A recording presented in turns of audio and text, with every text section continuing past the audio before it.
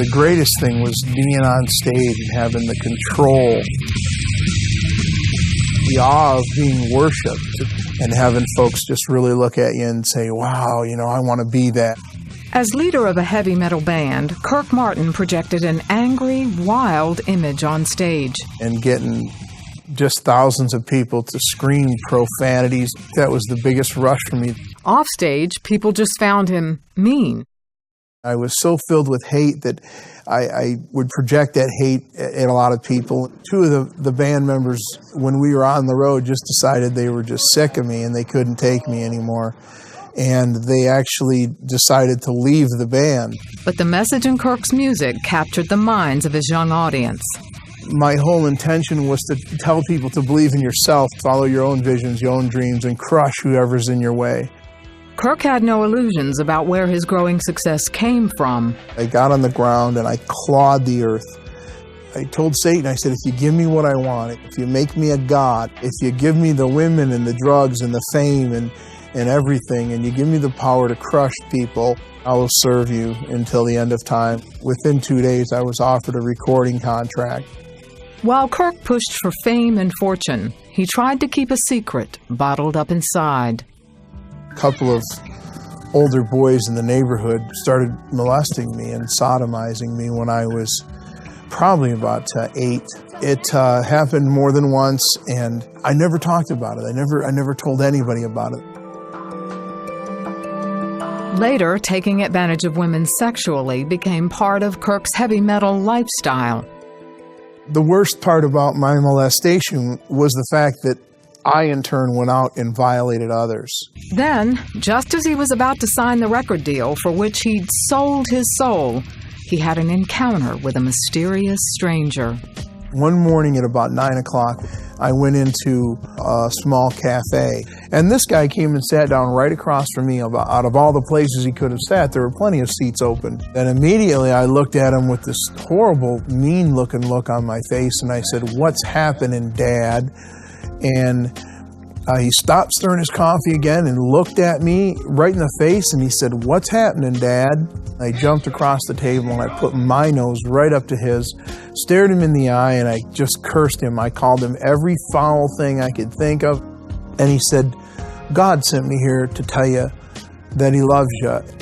And God wants you to know that he was not responsible for the young men that molested you when you were a young child."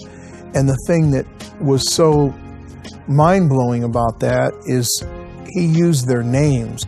And he said, "Jesus is waiting for you to turn your face towards home." And I jumped up and chased after him, and he went around the corner of the building, and into thin air he disappeared. Not long after that, Kirk was sleeping in his band's tour bus when it shook violently in the middle of the night. Suddenly, it was like this big shining spotlight came down from heaven, and the Spirit of God himself came into the bus. And I didn't know why I hated God so much. Everything just slipped away, and the only thing I felt was love. I felt accepted. I felt like I was that little boy again before I got molested. I said, "Jesus, change me or destroy me, because I don't want to be this anymore." I realize now that in the presence of God, sin and hate and ugliness there's no room for it. It has to leave, and all these things began to leave my heart. Kirk cried himself to sleep, and when he woke up the next morning, everything seemed different. The grass was greener, the sky was fluffier, the clouds were beautiful, and I was different. Kirk never signed the contract for the heavy metal record deal. I had everything in my hand, everything I'd ever wanted, just sitting right there, and all of a sudden I didn't want it anymore. And I left everything and never went back. Kirk found a church in his hometown and began to grow as a Christian. A Christian counselor also urged him to seek out the young men who had molested him and forgive them. I did find them. I don't know if you remember me or not. And I said, "Why did you do this to me?" And then they began to tell me the story of how someone had violated them. The one young boy, how he had found a pornography magazine, and that's what led him to abuse me and then invite the other boy to abuse me.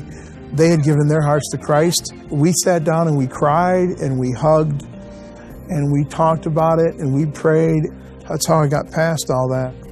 Over time, he found his musical talent moving in a new direction, writing and performing worship songs. He and his family travel around the country sharing the miracle that changed Kirk's life. My wife is just a treasure. My family is the greatest testimony of God's mercy and God's grace, because I thought I would never have such a wonderful blessing. Once I started to realize that God wasn't out to get me, I started to see the blessings. I was addicted to drugs and sex and violence and hatred and used music as a tool to destroy people. And then God turned all that around for His glory.